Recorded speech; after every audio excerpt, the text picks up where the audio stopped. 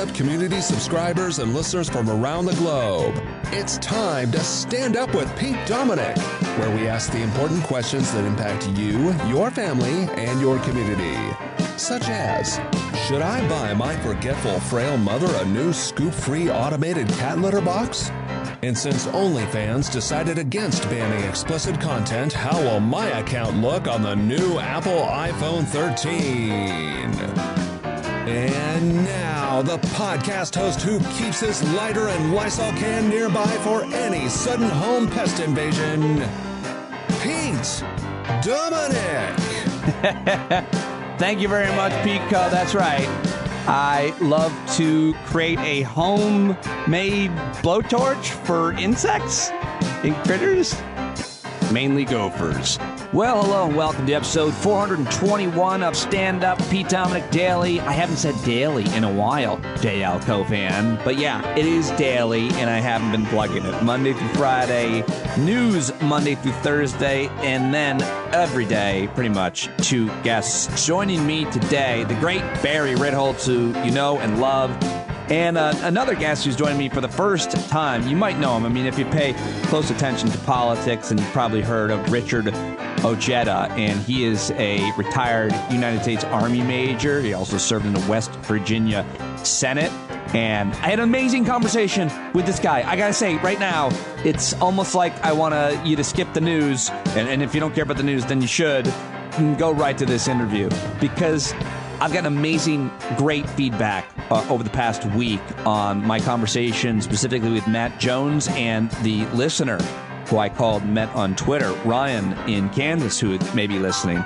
Lots of people reacting to those conversations because they were more contentious, there were arguments, there were disagreements, and so Richard Ojeda came on and basically argued the similar issue that I talked with Matt Jones, who's talking about Kentucky and poor white folks. He talked about poor white folks in West Virginia, which Matt even suggested that there's similar issues in terms of the opioid epidemic and coal mining and stuff. And anyway, Richard Ojeda today is on fire, on a tear.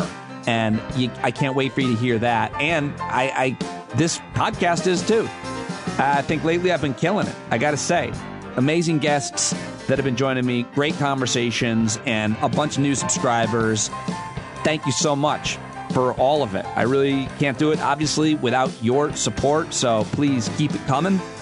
Sign up right now, patreon.com/Pete Dominic if you haven't already, or just go to the paid subscription link in the show notes and sign up there. All right, let's get to the news. Lots to talk about. Time for the last 24. All right, folks, I feel like one major issue that is unfolding outside of what we're seeing in Afghanistan and with the pandemic, which are static and consistent and up and down and tough to follow and scary and different regionally when it comes to COVID, and hard to get the reporting and understand the history of the Afghanistan issue. But the one other story that seems to be unfolding all over the country, another kind of virus that is spreading, is this one of fear and terror, and as a result of mis and disinformation and ignorance and a lack, I think, of critical thinking, in my opinion. That's the way I would diagnose it in short. But specifically, what I'm talking about is every school board meeting. What is happening at our school board meetings right now in your town? If this is happening, contact me now. It's happening in my town. There is a concern coming from parents about teaching critical race theory in school and forcing kids to have to wear masks in school right here in New York State.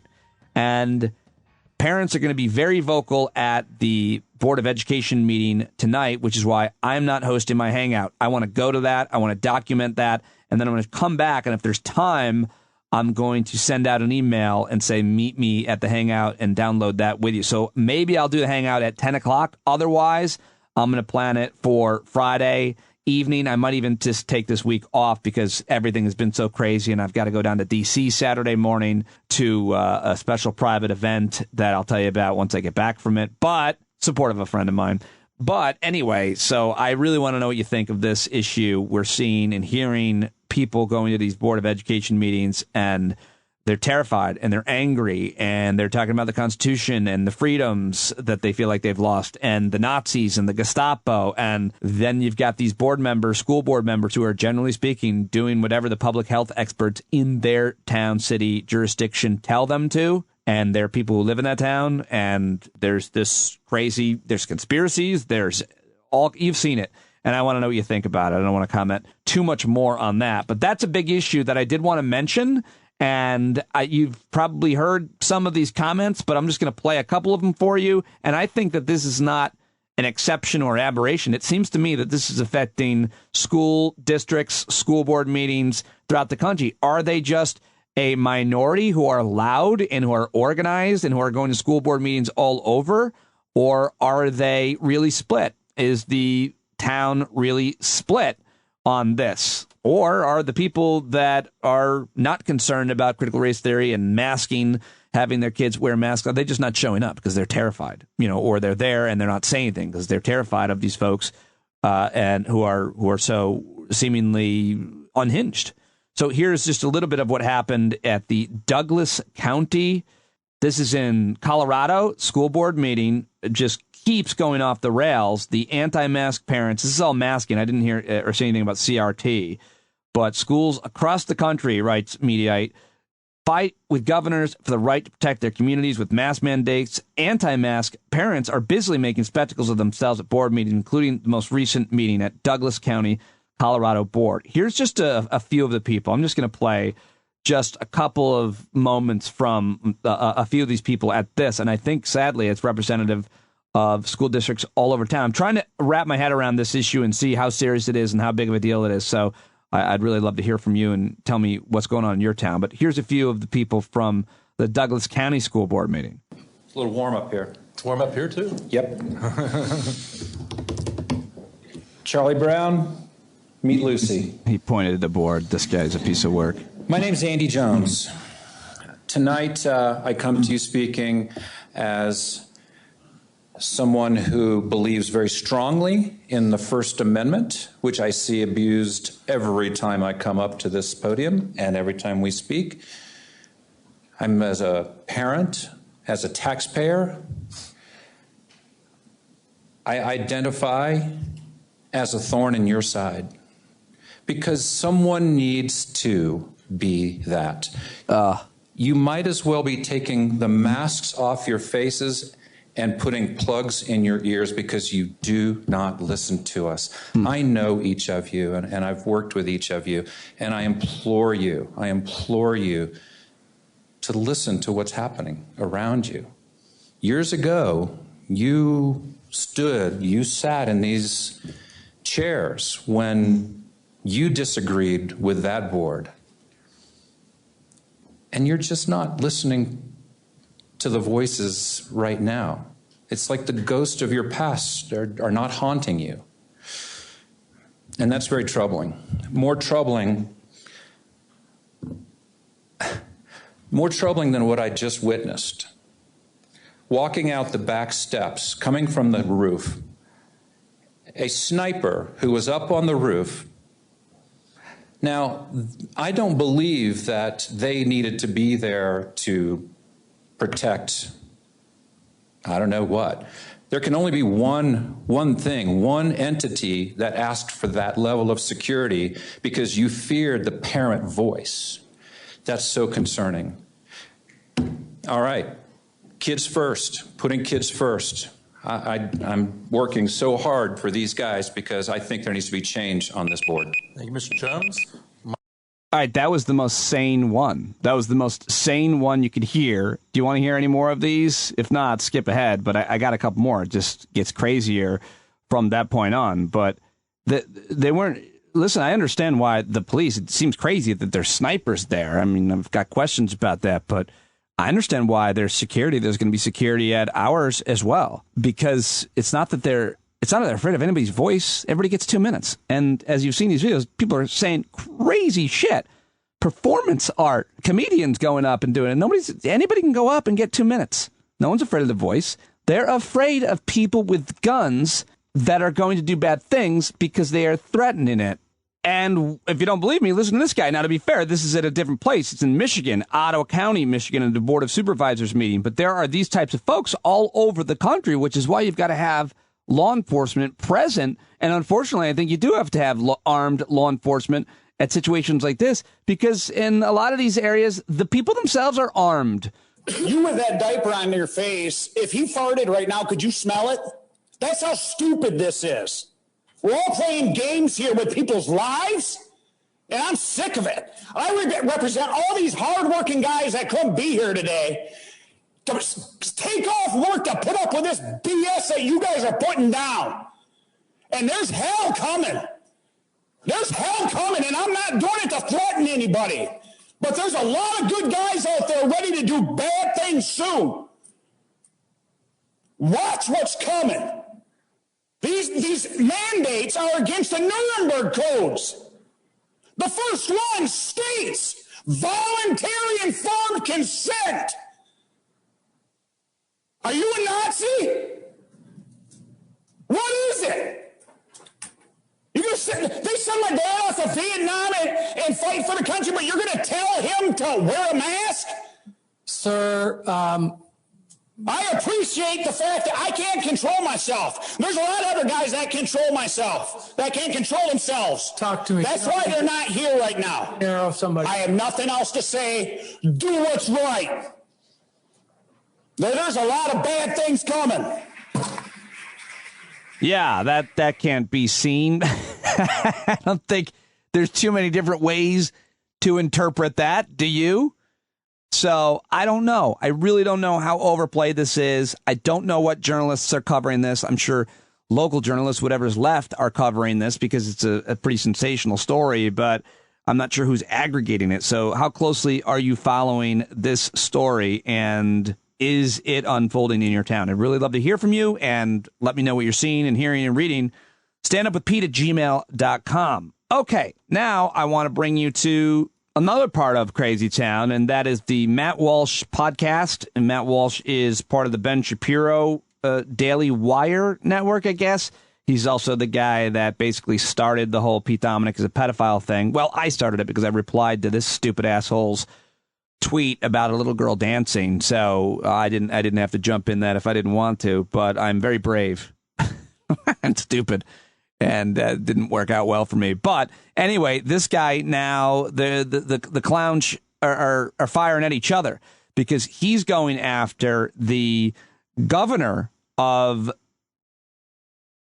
South Dakota, Kristi Noem, for refusing to ban businesses from implementing COVID-19 vaccine mandates, which is weird because if businesses want to do this, you would think that conservatives would agree on this, but some Republican governors, such as Greg Abbott in Texas and DeSantis in Florida, have already signed executive orders barring businesses from requiring employers and customers be vaccinated, which is, I mean, literally leading to death. They've signed executive orders barring businesses from requiring employers and customers be vaccinated. So anyway, he goes after Kristi Noem for that, but in his criticism of her, he also degrades her and says that the only reason she is the governor and has had any, well, listen. No use for these Republicans who have made themselves useless. No use for Kristi Noem. Kristi Noem is a very attractive woman. So she's got that going for her. That, as far as I can tell, that's the only reason why she was ever looked at as some sort of 2024 potential frontrunner. The hype and everything that she's gotten from conservative media is entirely based on the fact that she's an extremely attractive woman, which she is. But, you know, you put 50 pounds on her and another 20 years, I don't think she gets any of the hype. Because outside of that, she's just your standard sort of corporatist establishment Republican who's not interested in doing anything. So, yeah, it went from there. The governor herself responded on Twitter saying, instead of engaging in a debate about the proper role of government and how it isn't conservative to tell people how to do business, Matt Walsh stooped to horrible misogyny. Eyes up here, Matt. Yeah, so that's how she responded, and it just digressed. But it's been fascinating to see them now firing at each other. Of course, Krispy Kreme has done just about everything wrong here, but the right-wing media complex, to some extent liberals too, in media, are constantly demanding politicians do things that they can't do for several reasons, that they're illegal, that they're not possible to get the votes for, but there's no consequences for some guy screaming on his microphone demanding change. That's why I'm thinking about running for town council. I don't just want to demand change. I want to actually be the change. And so, I don't know if that's going to be a thankless campaign and potential job. I don't think so. I'm super excited about the concept of it and simply the long shot campaign, just because I get to get out and meet people in my local area, which I've kind of hesitated to do up until fairly recently. Anyway, enough about me. Let's now go to White House press briefing yesterday, where Jen Psaki, after a follow-up question, she didn't take the bait, but finally she did, went off on Erik Prince, and rightfully so. I mean, this guy is basically run a private mercenary military all over the world and made millions and millions of dollars off it. He's Betsy DeVos's brother. They come from a family that made all their money, billions, on Amway, the pyramid scheme, marketing scheme, whatever that shit is. Anyway, Erik Prince is charging refugees he's basically a coyote. He's charging $6,500 to Afghan refugees to get them out of the country. It's reprehensible, disgusting, and Jen Psaki basically said just that. Listen. Jen, I just wanted to follow up on Steve's question about the sort of for-profit effort. Yeah. What is the administration doing to kind of protect people from exploitation? Given the desperation, there are reports that the defense contractor, Erik Prince, is offering seats on a plane, evacuation plane, out for $6,500. Mm-hmm. And some people in desperation are taking that, not knowing there might be an NGO option, and are, essentially this is exploitation. What is the administration doing to kind of protect people when they are so desperate? We are evacuating tens of thousands of people every day for free, and that's the focus that our military on the ground, our diplomats have on the ground. And if you're asking me about consequences or additional steps, I will have to check and see if there's any additional steps. Could you comment specifically, though, on Erik Prince? I mean, he has already made so much money from the Afghan conflict, and now in these sort of final waning days is once again essentially exploiting people in order to make profit. I mean, what is the position of the administration that this is taking place as you are offering flights free of charge? I don't think any human being who has a heart and soul would support efforts to profit off of people's agony and pain as they're trying to depart a country and fearing for their lives. All right, now I want to play a little bit from the Secretary of State, Anthony Blinken. Here he is, about 2 minutes, and I thought it was contextual and a little nuance from his statement today. Thought you might want to hear it. While evacuating Americans is our top priority, we're also committed to getting out as many Afghans at risk as we can before the 31st. That starts with our locally employed staff, the folks who've been working side by side in our embassy with our diplomatic team. And it includes special immigrant visa program participants and also other Afghans at risk. It's hard to overstate the complexity and the danger of this effort. We're operating in a hostile environment in a city and country now controlled by the Taliban, with the very real possibility of an ISIS-K attack. We're taking every precaution, but this is very high risk. As the President said yesterday, we're on track to complete our mission by August 31st, provided the Taliban continue to cooperate and there are no disruptions to this effort. The President has also asked for contingency plans in case he determines that we must remain in the country past that date. But let me be crystal clear about this. There is no deadline on our work to help any remaining American citizens who decide they want to leave to do so, along with the many Afghans who have stood by us over these many years and want to leave and have been unable to do so. That effort will continue every day past August 31st. The Taliban have made public and private commitments to provide and permit safe passage for Americans, for third country nationals, and Afghans at risk going forward past August 31st. The United States, our allies and partners, and more than half of the world's countries, 114 in all, issued a statement making it clear to the Taliban that they have a responsibility to hold to that commitment and provide safe passage for anyone who wishes to leave the country, not just for the duration of our evacuation and relocation mission, but for every day thereafter.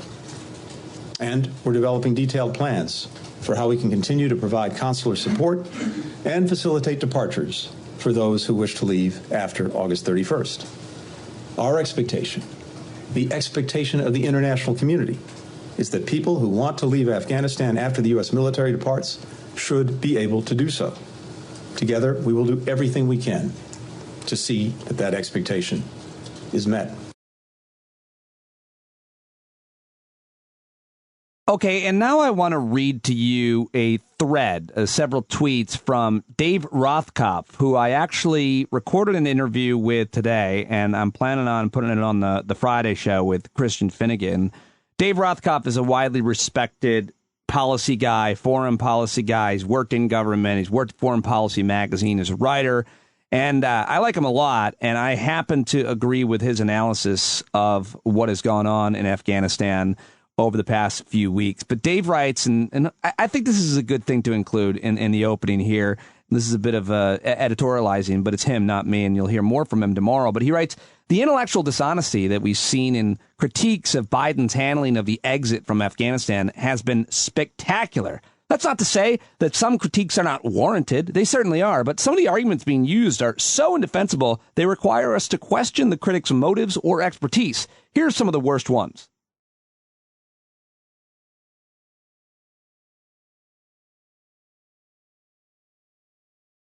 Number one, Biden owns this. Rothkopf says, no, the authors of 20 Years of War own this. The corrupt Afghan government, the Afghan military who stood down own this. The Trump administration that set the deadlines, drew down the troops, left behind the material, and released 5,000 Taliban, they own this. Number two, well, at least he owns the chaos surrounding our exit. No, there's no way that the Taliban regaining control would have not led to chaos. With many thousands of Afghans seeking to escape the rule of thug regime, whenever we started airlifting folks out, the chaos would have started. Number three, well, at least you should have been better prepared for the chaos. Okay, I'm going to give you this one. But having said that, efforts to prepare were rebuffed. The Afghan government did not want the U.S. beginning mass evacuations for the reasons I've already said it above. Number four, the U.S. could have given those in jeopardy more warning. No, we began discussing leaving seriously 12 years ago. Trump announced he wanted out, and when he ran and signed a deal with an earlier deadline last year, Biden ran saying he would leave. State Department warned people to leave in April. Number five, the U.S. abandoned our allies. No, some of those allies left before we did. Others were well aware of U.S. discussions, re-departure, knew of the Trump deal, and there's been close coordination with allies throughout this evacuation process. Number six, the evacuation was bungled. Nope, it started off badly, but it's still underway, and it's currently one of the biggest airlifts in human history, and within hours, we'll pass 100,000 safely flown out of Kabul. Actually, it's turned out to be a masterful logistical feat. Number seven, Taliban control of Afghanistan will make a potential breeding ground for terror again. There was no scenario in which they didn't gain control. The U.S. has many means to respond to terror threats. Despite U.S. military presence in Afghanistan, the Taliban steadily gained ground for years. Number eight, people will be left behind. Yeah, it's wildly unrealistic to think the U.S. could remove everyone at risk in Afghanistan. What's being done is above and beyond expectations. Other forms of political, diplomatic, and economic pressures must be used to promote human rights in Afghanistan. Number nine, we could have easily left troops there indefinitely. No, there was no cost to that. There was a cost to that, rather, and a risk. The risk grew as the Taliban grew in strength. Trump accelerated that with the release of prisoners and his announced departure. Staying would have required a bigger investment. Number 10, but we have left troops in Germany and Korea, not comparable. Those are allied nations facing real imminent threats from major enemies who pose a strategic risk to the United States. We have no similar ongoing interest in Afghanistan.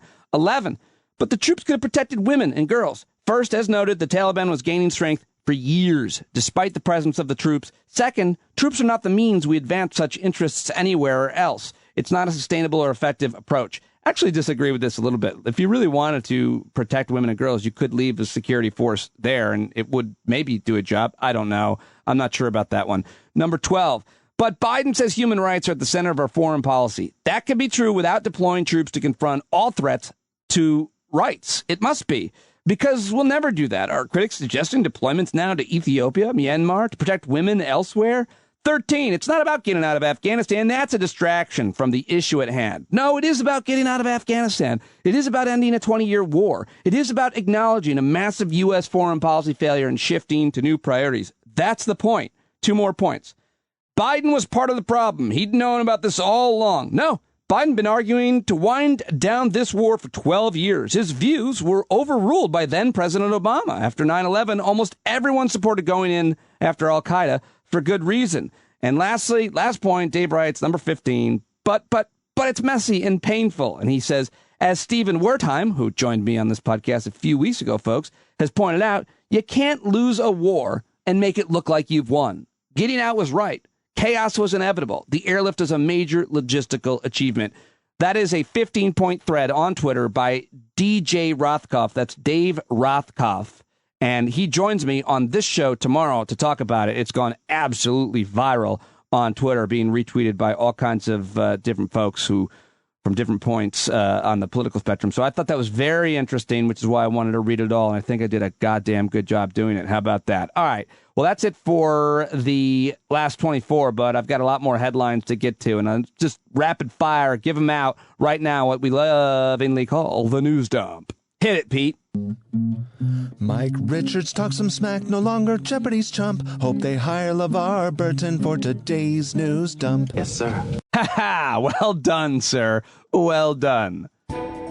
Okay, let's start with the news that the cop who apparently shot and killed Ashley Babbitt during the January 6th Capitol riot wants the public to hear his side of the story. He's been officially cleared by the Capitol Police investigation. The officer has been denounced by Trump and his supporters. Will reveal his identity in an interview with NBC News with Lester Holt at 6 p.m. East on Thursday, the 26th. That's tonight. That'll be really interesting to see what happens with that. The guy's going to become famous for all of the wrong reasons he probably never wanted to be. But maybe he'll be able to write a book someday. Ugh, terrible. A Pennsylvania woman who pleaded guilty to coughing and spitting on food at a supermarket in the early days of the coronavirus pandemic was sentenced Tuesday to at least a year in jail, according to the Associated Press. 37-year-old woman pleaded guilty in June to felony count of making bomb threats, so I guess it was a little bit more serious than that. And she purposely coughed on fresh produce and other merchandise while yelling that she had the coronavirus and that everyone would get sick.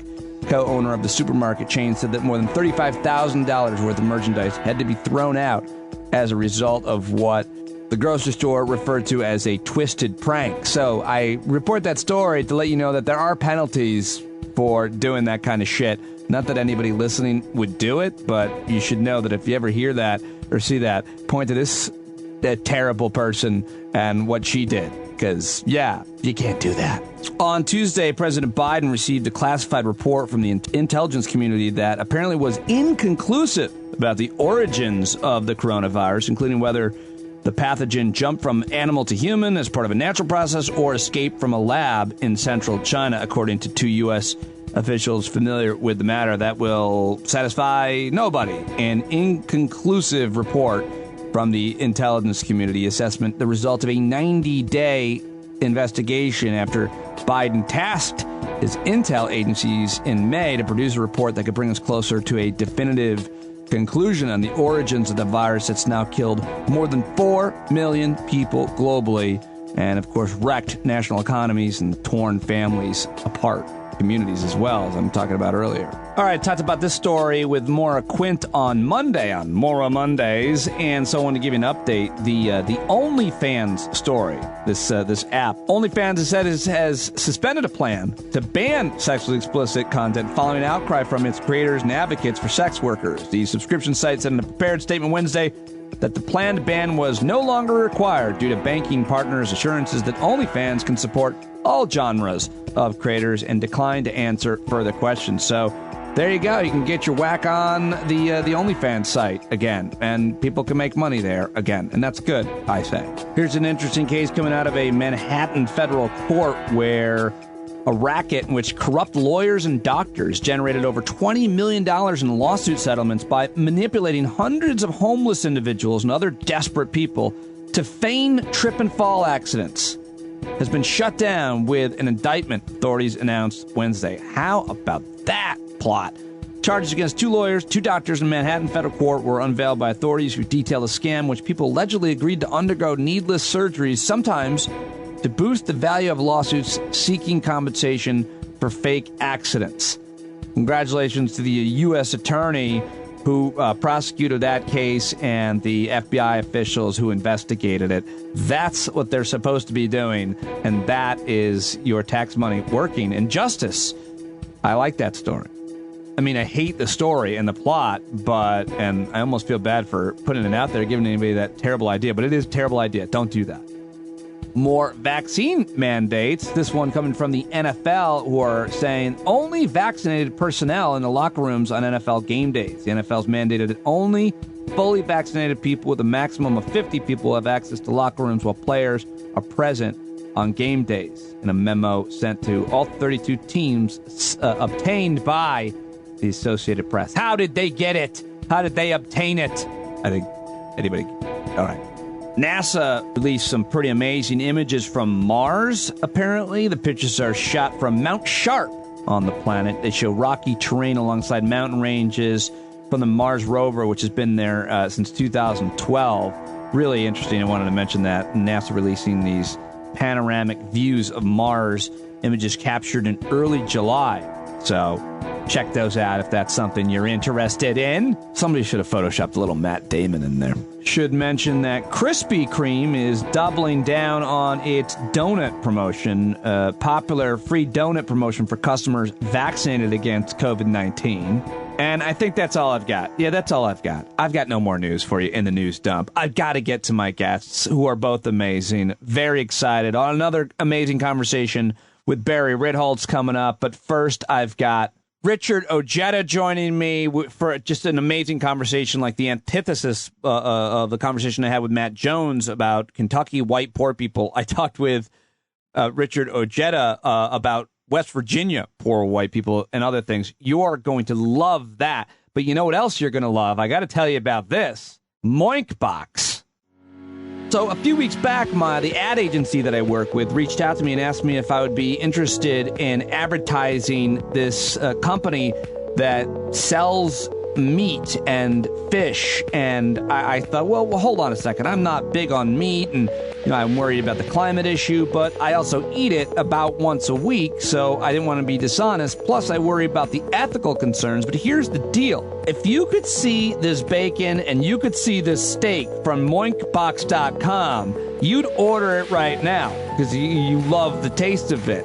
Unless you don't eat meat, but if you do, you'll love this. And then if you learn that Moink delivers grass-fed and grass-finished beef and lamb, pastured pork and chicken, and wild-caught Alaskan salmon direct to your door, helping specifically family farms become financially independent outside of big agriculture. Now, these animals, they're all raised outdoors. The fish swim wild in the ocean, and Moink meat is free of antibiotics, hormone sugar, and all the other junk you find in all the pre-packaged meat in the meat aisle. So sign up at moinkbox.com/standup right now to get a year of bacon for free, and then pick whatever meats you want to be delivered with your first box. Change what you get each month. Cancel anytime. I've got the meat. They sent it to me. I've made it. It's very, very good, delicious, and it's founded by an 8th-generation farmer, which is super important. She was featured on Shark Tank, and all the guys there, they guarantee that you'll say, oink, oink, I'm just so happy I got moinked. See? That's the thing. Join the Moink movement today. Go to moinkbox.com/standup right now. Listeners to this show get free bacon for a year. Did you hear me? Moinkbox.com/standup right now. That's 1 year of the best bacon you'll ever taste, but for a limited time. That's spelled MOINK box.com/standup. That's moinkbox.com/standup, because you don't want 4 companies controlling 80% of the U.S. meat industry and big food crushing small farms. You can change that. stand up with me, moinkbox.com. I mean, come on, why are 97% of the chicken served in the U.S. dipped in chlorine? Because Big Food doesn't have the same quality standards as family farms. That's why you need moinkbox.com/stand up. Restaurant quality steak can't be bought at the store. That's why you need moinkbox.com/stand up. Join the Moink movement. Save the family farm. There you go. Okay, I'm so excited now to share with you my conversation with Richard Ojeda. He is retired U.S. Army. He's a former West Virginia state senator. He's the national spokesman for No Dem Left Behind, nodemleftbehind.com. He does a daily show on social media that you got to check out. He's an enlisted soldier who was selected to serve as a lieutenant colonel prior to retiring from the military in 2013. Over the course of his 24-year military career, he served at Fort Bragg intermittently with several deployments to South Korea, Iraq, and Afghanistan. After the military, ran for West Virginia Senate. While he was, by the way, running in his last campaign, a guy brutally attacked him. After he won his state Senate seat, he was brutally attacked on the campaign trail, and he's just a fascinating guy, and I highly recommend you go follow him. And this is probably one of the best interviews I've done because he's so honest, just doesn't care, super interesting. He talked to me about learning. He found out he had a daughter when she was 24 years old, like 10 years ago.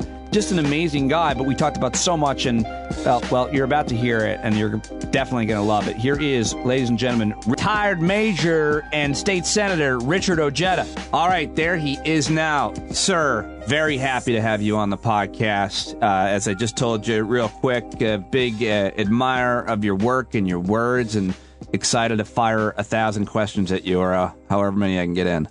Let's do it. You grew up in West Virginia. And I would like to know about your childhood and what that was like there, because I really want to get to a little bit about how that state has changed politically and culturally. Well, I grew up in southern West Virginia. I mean, I'm what you would consider a holler boy. I mean, didn't have much in terms of, what you can do in a small town in Logan County, West Virginia. Everything was coal mining. That was pretty much the only profession that there was. And as I was growing up, when I was in high school, my counselor told me, you're going to be a coal miner. I said, no, I don't want to be a coal miner, because my family members were all coal miners. And they all said, don't go into the coal industry because it's feast or famine. But my counselor told me that it didn't matter what I thought. I was going to be a coal miner. But when I graduated high school, it was basically dig coal, sell dope, or join the Army.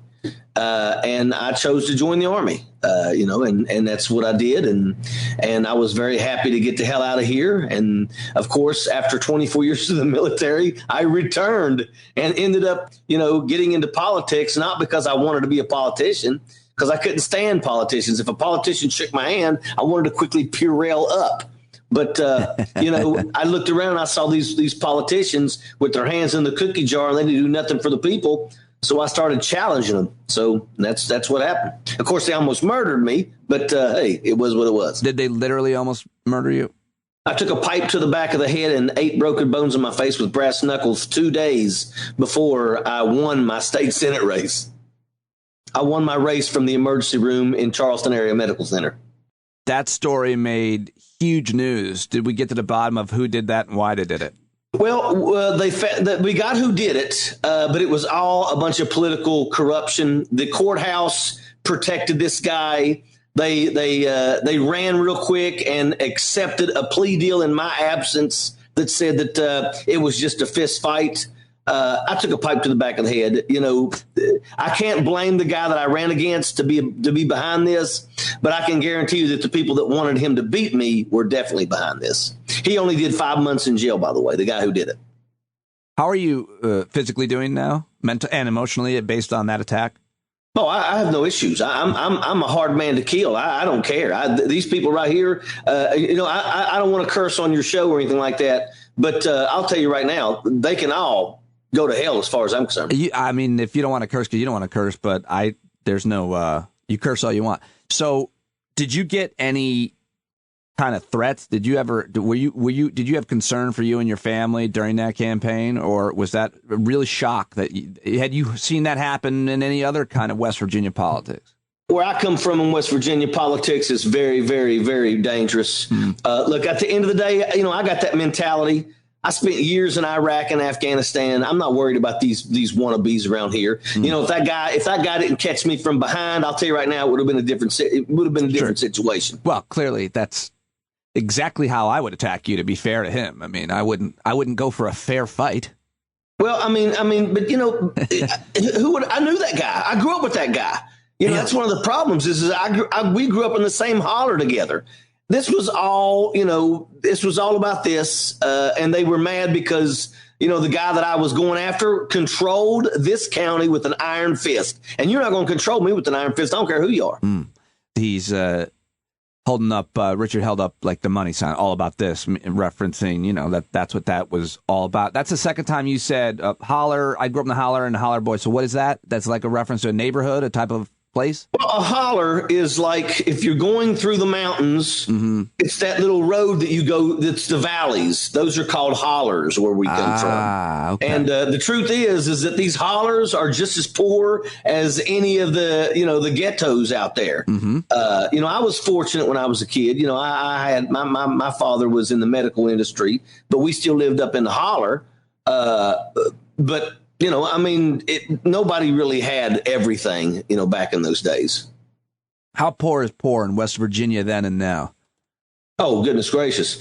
I will tell you that I can take you to places in my hometown right now where the kids have it worse than the kids I saw in Iraq and Afghanistan.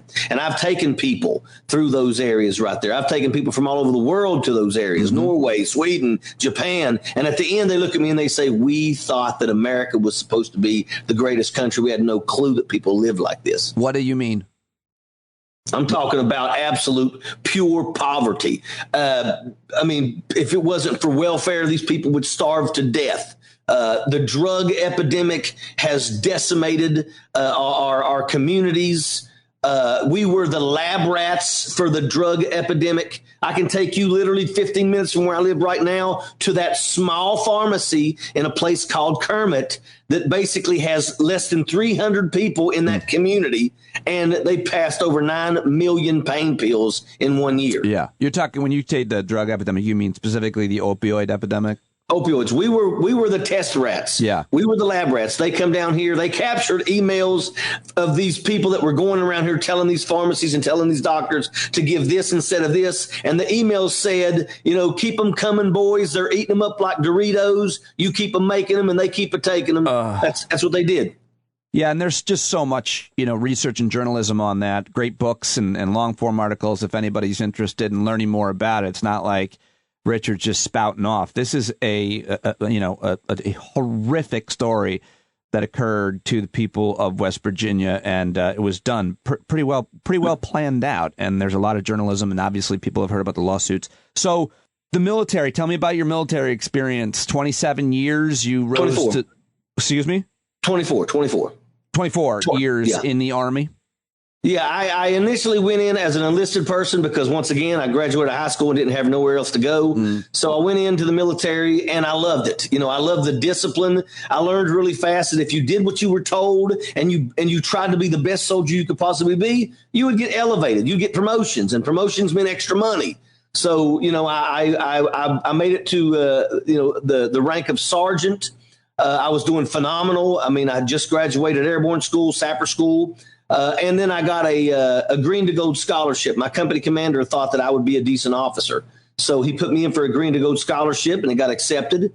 So I got out and was able to go to college for 4 years to receive my bachelor's degree. And upon the receipt of my bachelor's degree, I also was commissioned a second lieutenant, went back in as an officer, and luckily went right back to Fort Bragg, North Carolina, where I spent the majority of my career. And I had a phenomenal career. When I decided to retire, I had just been selected for promotion to lieutenant colonel, but I went ahead and chose to retire as a major because you had to do another 3 years to retire at that rank. And I had already spent so much time in Iraq, Afghanistan. I did a year in Korea there. I mean, it was just so much time away from my kids and my wife. And I just got to the point where I was like, if I do another 3 years, I may retire as a lieutenant colonel. But by the time I retire, my son's going to be out of high school. Right. And I have literally no time with him.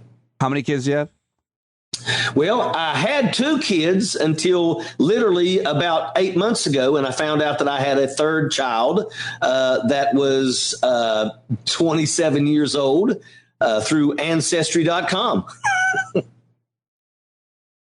First of all, I'm really glad that you said it that way. When you said I had 2 kids, I was sure my daughter's coming to get the dog.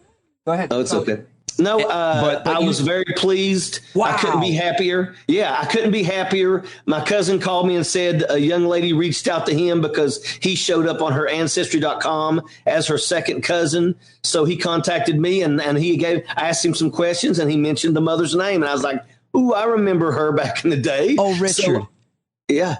That is, please, a story for another day. Maybe she'll want to join you, and we could tell the whole story. My best friend Let's do it. My best friend found out who his dad was when he was 10 years old, and has a great relationship with him. This has been great. I love her. She's wonderful. I'm gonna get her back to school and get her RN license, and I fell in love with her the moment I met her. What a story! Wow, that's wonderful. And there's probably just so much to explore there. But I want to stay. And I hope we can talk again because I'm really enjoying this already. I'm learning a lot. Just talking to you. What was your, if you don't mind, your service like in Iraq and Afghanistan? What was your job? What did you do? What did you see? What did that experience teach you? Well, I'm a combat soldier. So even as an officer, we're out there with our troops. I ran a combat security team in Iraq. So we basically would get calls from units and they would say, hey, this colonel wants to be transported from Baghdad to Tikrit. And my job was to take him from Baghdad to Tikrit. And, it is what it is. We wasn't trying to win hearts and minds. We went from A to B. And if you got in our way, then we used rules of engagement and we did what we had to do. When I was in Afghanistan, I was a security forces assistant team chief. I had 8 police stations that I was responsible for. And over there, I was outside the wire with just me. My sergeant first class that was with me, I had a mechanic and an interpreter, and we would be 100 miles away from the nearest American. Usually in uniform? Always in uniform. Full combat gear. Yeah. Yeah. I mean, we had to be. I mean, it was, Afghanistan was probably the most vulnerable that I was. I was almost captured at one point by about 60 Taliban fighters. We were 5 minutes away from that. It was really tough. It was really, really tough. We couldn't let anybody know that we were coming because we couldn't trust that they wouldn't sell us out to the Taliban. Sure. So your job, what were you doing? What was that mission about? 8 police stations? That mission was about basically working with the police, equipping the police, and basically working with them to be able to defend themselves when the Taliban came. Yeah. And I will tell you, it's been pretty tough. I watched literally about 3 weeks ago a checkpoint that I helped build fall to the Taliban. Oh. It's tough. I've been writing letters for 11 years to help my interpreters. I've got 5 interpreters that are in America right now, but one of my interpreters is still in Afghanistan trying to get out in Kabul. He can't even get to the airport. I got another interpreter who lives in Arizona, but for 4 years, they have denied his wife and 2-year-old child the ability to join him in America. And I am livid at that because who does that? Who denies somebody their wife and child to be able to join them in this country? So I want to dig a little deeper into your thoughts on Afghanistan because it's really why I finally reached out to you. You're one of those guys that other people have told me, hey, you should have this guy on. Lots of people, lots of listeners. And then for whatever reason, I never just reach out or did. We exchanged. I think whatever. I didn't give it. Finally see you tweeting about Afghanistan. I was like, I really want to talk to Richard about this specifically. Yeah. But before we get into that, I mean, I still want to understand a little bit more about kind of the domestic politics that you've gotten involved with as well, because the threat that we're being told was always going to come out of Afghanistan is something that we could discuss. But the real threat seems to be here at home with domestic terrorism, which is what you've been watching a lot of. So if I can come back to your opinions on Afghanistan, I really just have to ask you this one question about your thoughts about America, the way we are now, folks in West Virginia, and the issues of domestic drama and violence here at home.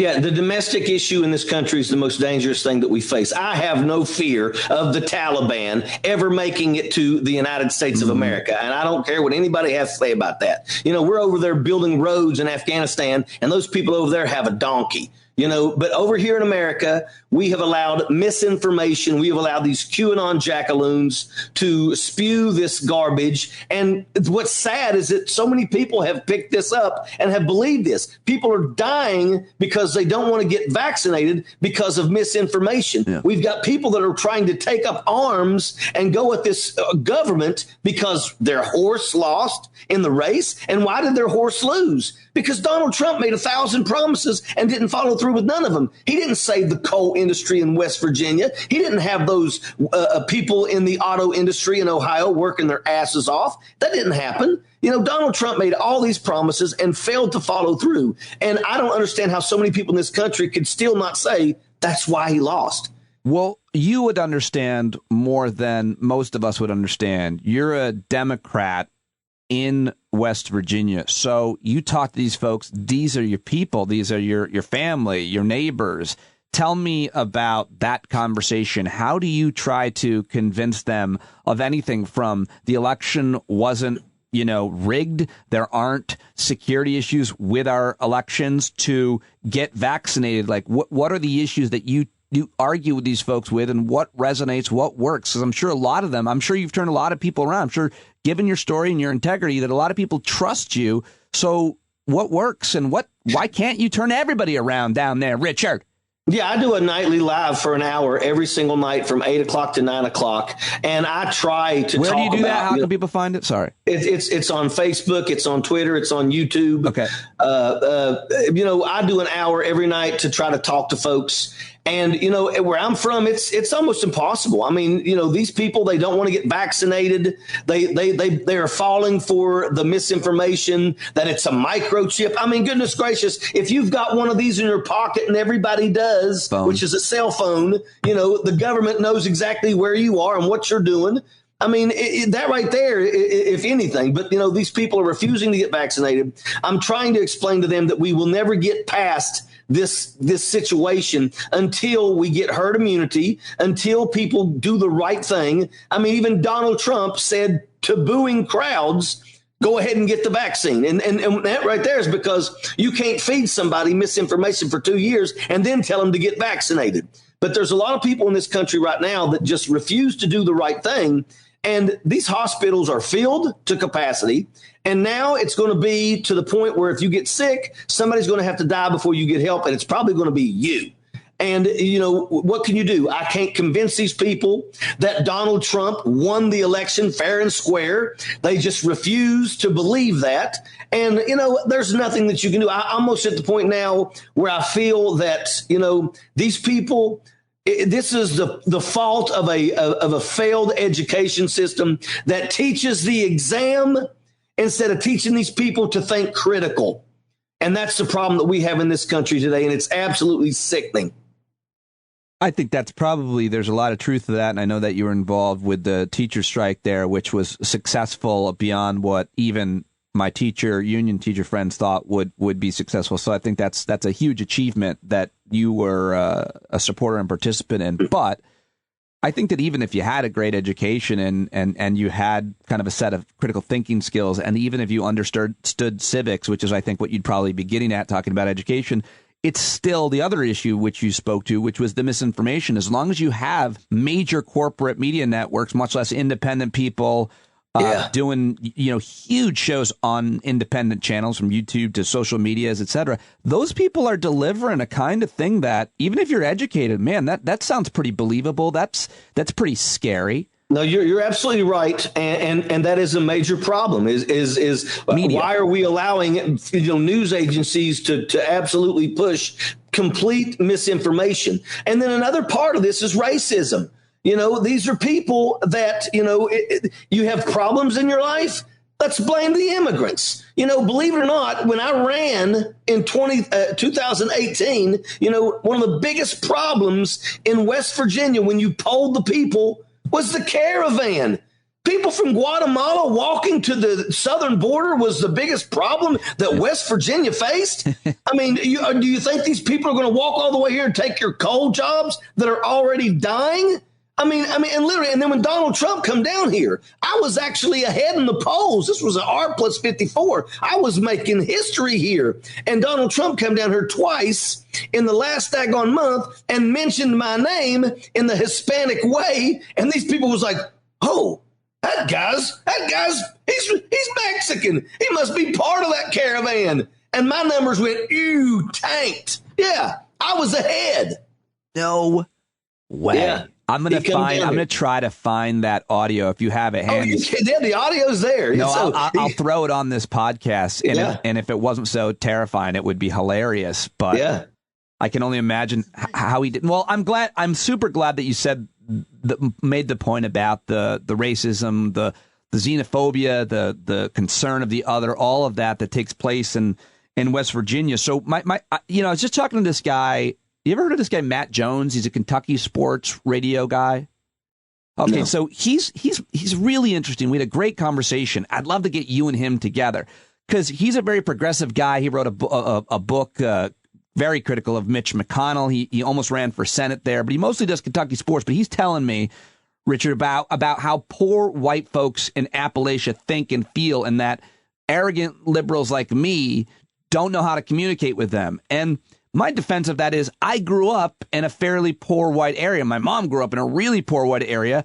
I do understand what they think and why they think it. I do feel like I know how to communicate with them.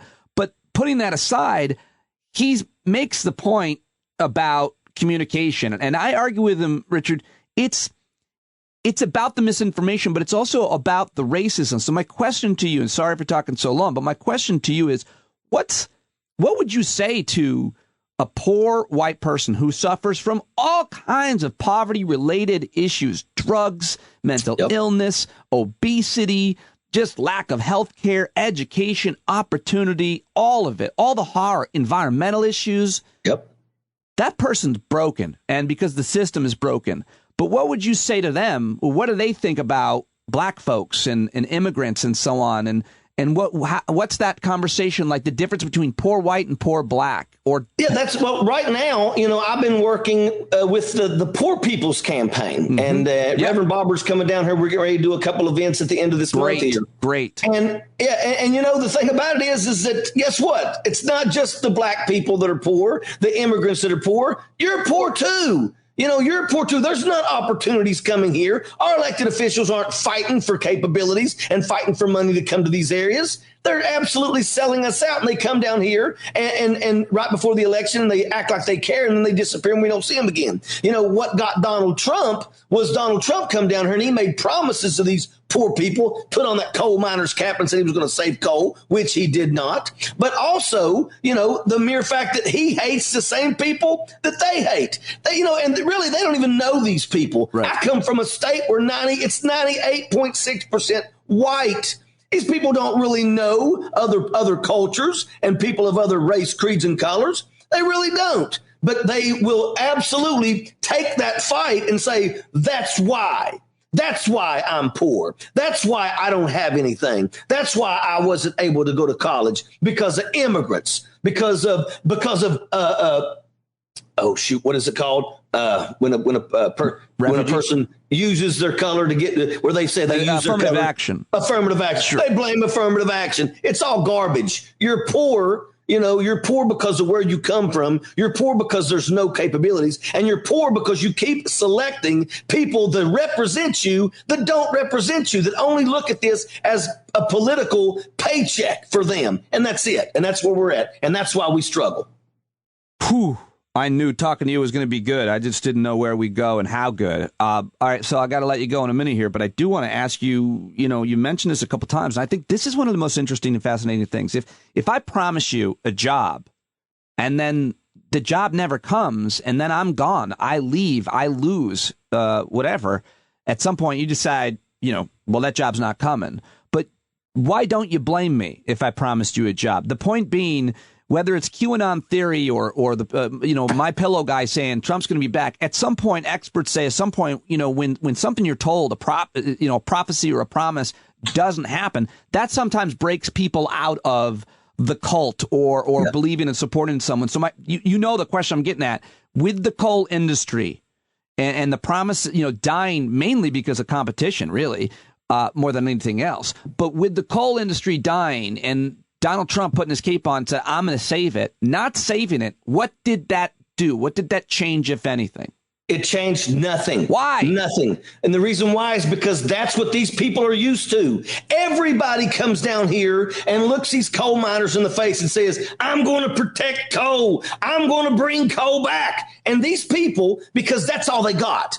You don't have to have a college degree to be a coal miner. You don't even have to have a high school diploma to be a coal miner. And oh, by the way, that coal miner is making sometimes 6 figures a year. So that person right there doesn't want to hear anything other than I'm going to protect your job, because he knows that when that job disappears, he will never in his life ever be able to find another occupation that will absolutely pay him that kind of money with the lack of education that they have. And look, I'm not calling coal miners stupid. I'm just saying that most people around here, when they graduate high school, they walk straight into that mine. And that's how it's always been. Well, and to be,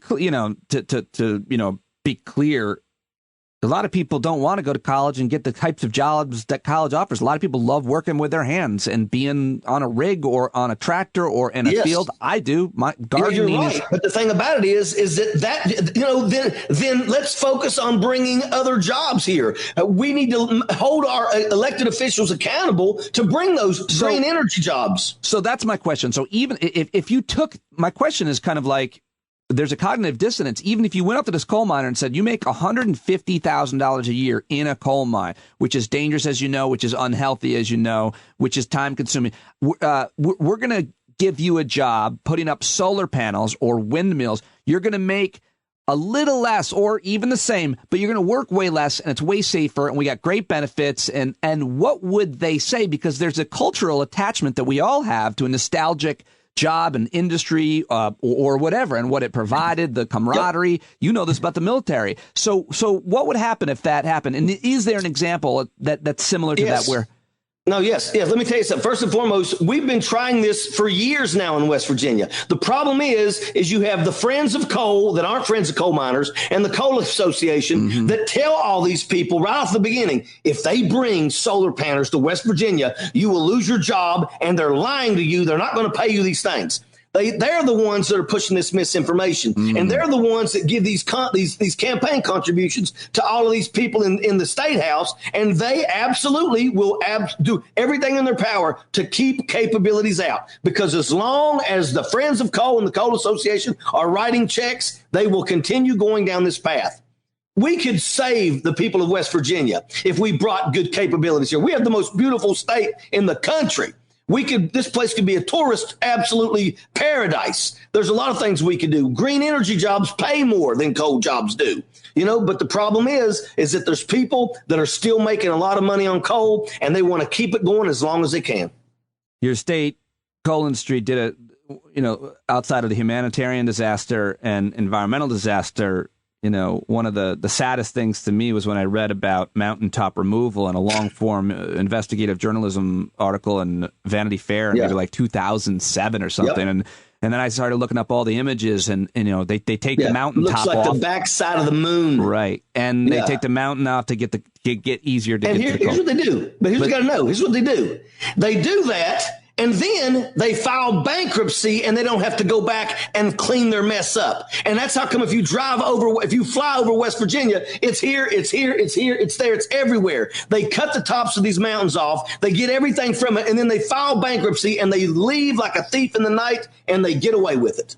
You know who else did that for his entire life? Well, the point is, you got all those awful, ugly mountain towns, so I just cover them with solar panels. Exactly. Windmills. Let's do it. I love talking to you. I know you got to go. Let's please do it again very soon. Thank you so much for all of your work and your voice. And I really appreciate. I'm so glad we finally connected, man. Let's do it, Pete. Appreciate it, brother. Airborne. All right, there he goes, Richard Ojeda. Was I supposed to say airborne after he said it? I don't know. I didn't know what to do. He actually hung up. We were on the video app, StreamYard, I usually use. And so he hung up, but I kind of still was like, what do I say, airborne? Am I supposed to say, I wasn't in here. I wasn't in here. I wasn't. Bye. Airborne. Bye. Okay, airborne also. Okay. All right. Now I've got my second guest of the show, one of your all-time favorites. Everybody always loves when he joins me here on The Conversation during the podcast. He hosts his own podcast, The Masters in Business. You can find it through Bloomberg. You can buy his book, Bailout Nation.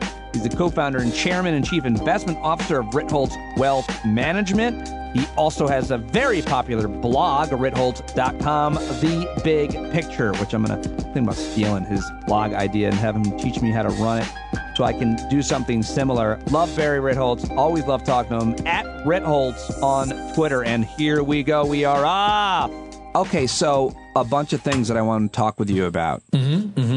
First of all, what are you most outraged right now? What is the headline that has most made your head explode related to COVID in America, vaccination in America?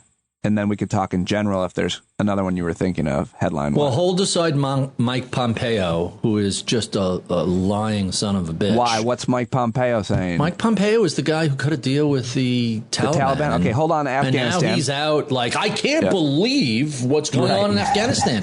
Dude, this is your deal. But anyway, hold Afghanistan aside. All right, for a second. So I've been writing regular pieces.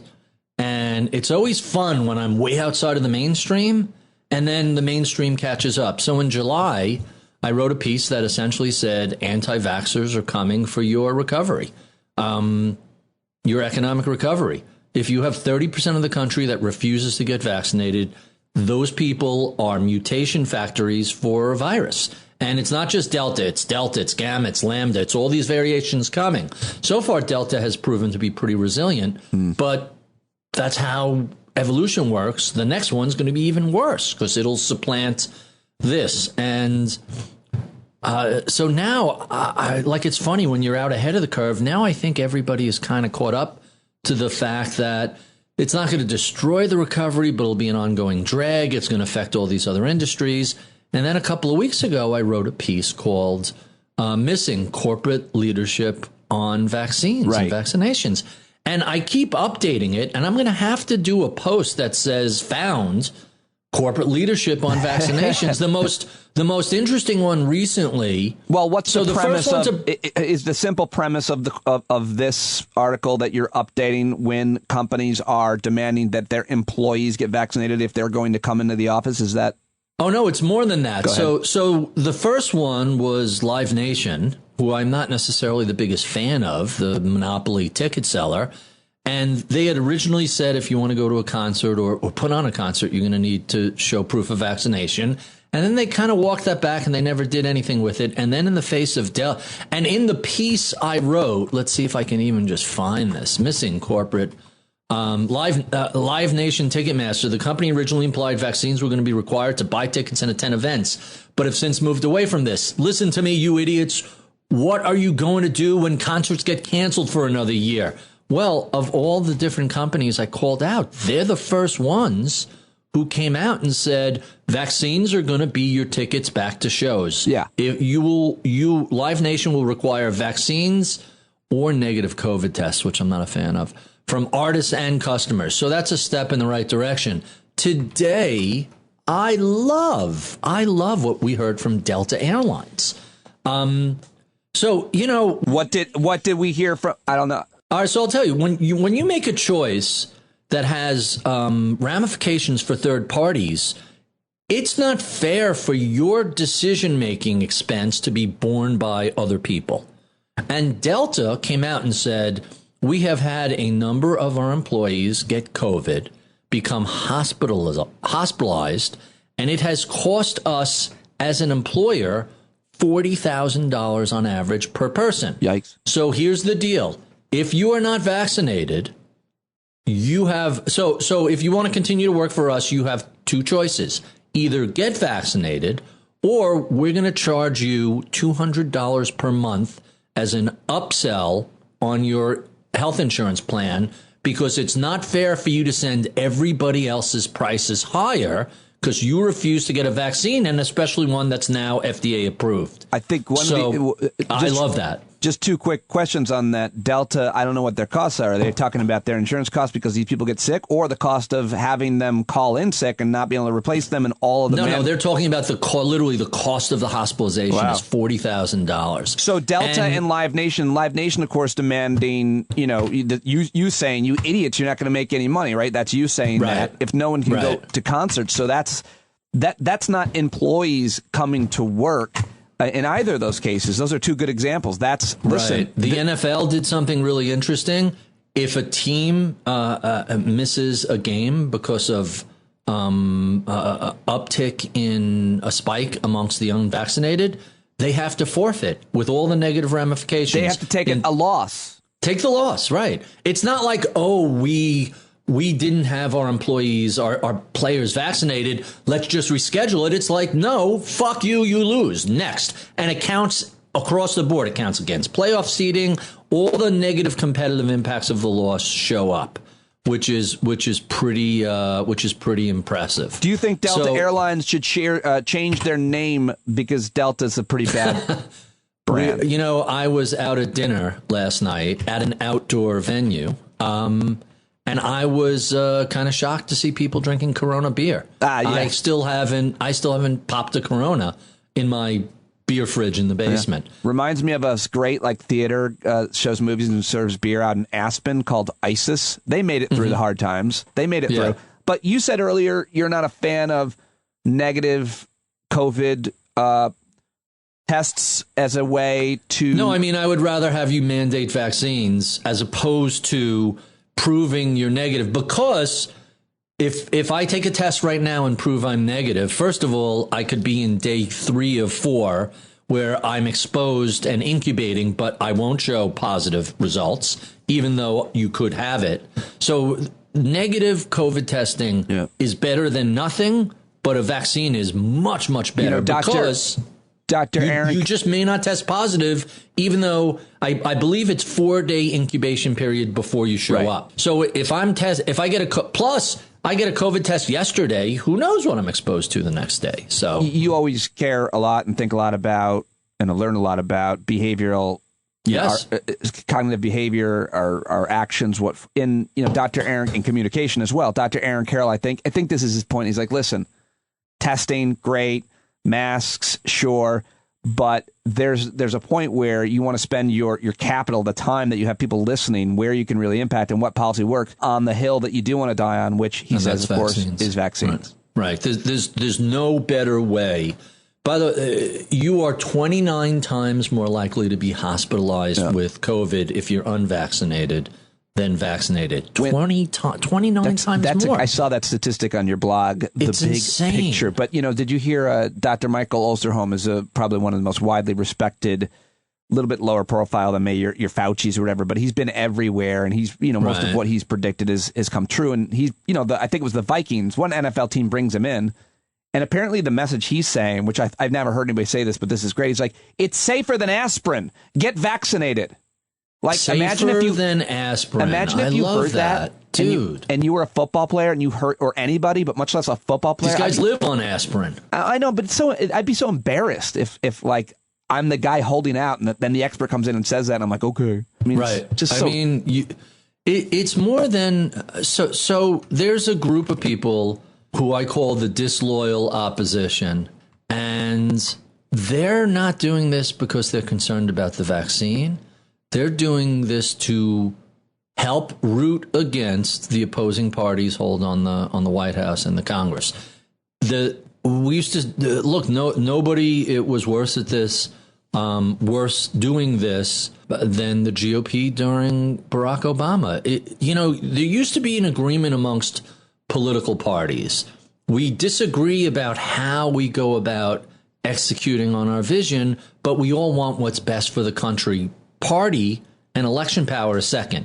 That ship has sailed. There are people who are like, I think Trump is a devil incarnate, but I never was rooting for more people to get sick or die because it would hurt him.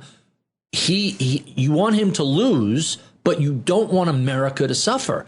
And I am not seeing that sort of restraint these days. And nothing is clearer than these people who are refusing to get vaccinated. I mean, now there are a handful of people who are grossly misinformed and consumers of propaganda. That's one chunk. Yeah. And there is a group of people who at least said, I don't know whether to believe them, but we'll find out in a month or two. Hey, as soon as this is no longer an emergency approval, as soon as it's fully approved, then I'll get the vaccine. And arguably that was 30% or so of the non-vaxxers. Yeah. But in between those two are a group of tribal people, not just partisan, but hardcore, who are rooting for the country to fail because they disagree with the party in power. And that sort of behavior, we used to call it the loyal opposition. Hey, we disagree, but we're all rooting for the economy to get better, for the country to win the war, for America to succeed. It's no longer the loyal opposition. It's now the disloyal. You know, when the Senate Majority Leader says, my first priority is to make sure the president doesn't get reelected, it's like, no, fuckface, your first job is to serve the people of your country, not just your town or the state you come from, but the entire country. And the fact that you lost sight of that is really says terrible, terrible things about your judgment, your morals, and the type of person you are. Enough said. Well, speaking of, more specifics, I think what's going on in Florida right now seems to be really affecting the political future of the governor, who has long been seen as like one of the front runners as a Republican. And, it's like in the race for America's dumbest governors, worst governors, dumbest governors, most reckless governors. He's not dumb. Cuomo stepped aside. So now it's a three-way race between Florida, Texas, and North Dakota. Those are the three worst governors in America who have blood on their hands because of the governor in Mississippi is pretty bad. Blood on their hands. Their opportunistic, craven policies have killed people. Stop and think about that. DeSantis has, by the way, Florida has never had more children in the hospital ever in their history than they do today. Kids. And these, when you don't take a vaccine, there's a whole run of people who are potentially at risk because they can't get a vaccine. There are people who are legitimately can't get vaccinated because they're under 12 or they have some compromise or some allergy that prevents them. You not only are you putting them at risk, now you're taking a hospital bed that a pediatric oncology kid can't take because you've moved them aside because of your reckless behavior. It's just horrifying. Yeah, that's been an accident. But I mean, you look at these decisions being made by political leaders such as the governors you mentioned, and I don't know, I carelessly or I think about the attack ads, and it's like, these guys can't wait for them. The bodies are literally piling up in Florida. I think I saw this on your. I tweeted this. The crematorium. There's a backlog. You can't burn bodies fast enough in Florida. How can anybody think of voting for that fucking idiot when the bodies are piling up too fast to be cremated? That's just insane to me. So, P.S. I am thrilled I got my mom out of Florida 3 months ago. Because that son of a bitch isn't going to be happy until he's killed tens of thousands of people with his incompetency and recklessness. And I don't root against states or against people or against. I want people to succeed. This guy needs to be thrown the fuck out of office and replaced with a piece of lawn furniture. Because I'm convinced it has a higher IQ than him. At least it can't do any harm. And this son of a bitch is doing a ton of harm. I do root against people, and I don't want people to succeed. All right, I do also. What do you mean? I hate that. Well, I don't want the country, if I'm against the president, it means I'm against the country. No, I'm against the people who want to destroy things, and I'm against their ideas. I do not want your idea of voter suppression to succeed. I find that to be a... But how ironic is it that Governor Abbott got COVID? Like, you go to a whole bunch of events without a mask, and guess what? You're going to get COVID, you idiot. Ironic is not the word, right? Right. Of course he got it. And he got the sort of treatment that is not available to the citizens of Texas. If you were betting who was going to get, what politicians were going to get, it would be the ones that go brazenly without masks. And over the last year and a half, even at that Rose Garden, remember that Rose Garden event was a super spreader outside. Event. Much less inside. Abbott was in a hotel, like banquet hall, I think, with a bunch of non-masked people who that's their way of showing how tough they are. So they love showing up without a mask. It's like a scuba diver just be like, I'm so tough. I'm going to go down 3,000 feet without my tank. Look how tough I am. Then they die. So what are your feelings on Peter Navarro? Do you like him? I tweeted, is there a dumber economist in America than this guy? Jesus Christ.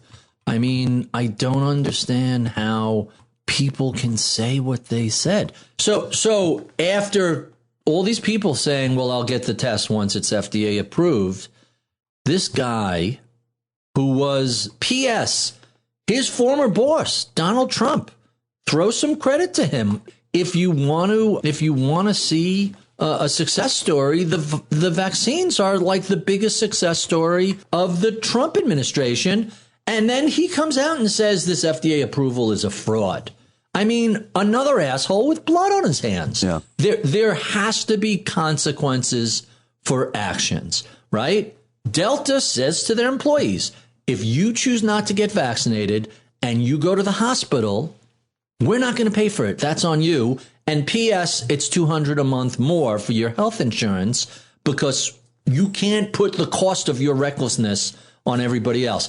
You know, it's not like I use drunk driving as an example. Don't infringe on my freedom to have 6 drinks and get behind the wheel of a 4,000 pound object moving at 90 miles an hour. Yeah. My freedom ends where my recklessness infringes on other people's safety. That's what this is. All this talk of freedom is absolutely exhausting because it's the opposite, the antithesis of freedom. But I like Delta's solution because it's kind of Let's see how much you really believe in this bullshit that you've been mouthing on Facebook.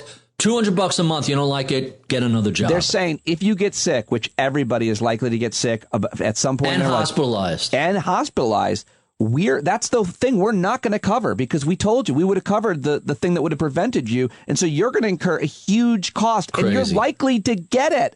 Given the nature of your job, your work, and no matter what you do, I've heard a couple of medical professionals say it's no longer if, it's now a when. Eventually, we will all have COVID, just like eventually everybody gets a cold, everybody gets the flu, and in the meantime, so unless you get vaccinated, what you have to do. Yeah. So if you get vaccinated, half the people who are vaccinated and get COVID are asymptomatic. Meaning they don't even know they have it. That's how mild it is. And of the other half, there's practically a zero mortality rate and a very, very low hospitalization rate. Let me ask you to further this conversation. I know you've been talking about this. Obviously, this is a huge part of what you do during your job. This is. No, I mean what I'm about to ask you, which is taking a look at COVID and its behavior in our country, much less globally, given the nature of your work. And trying to predict, because I would imagine this isn't like a lot of other things in the world of finance and behavior. This is a pretty somewhat, I'm not going to say it's predictable, but it's a virus, the pandemic. There's been so many shifts seen as that the vaccinations come out and the street blows up and everybody gets excited and everybody goes back outside, literally. But what is going on in the world of finance and investing in terms of playing out, game theory wise, the future of this pandemic, listening to predictions from epidemiologists and watching vaccination rates? What's happening to the economy? So here's the risk. The risk is that we end up with an echo of 2020. That people become scared. Even, whenever you see comparisons of here's how the states did with lockdowns and here's the ones that didn't have lockdown.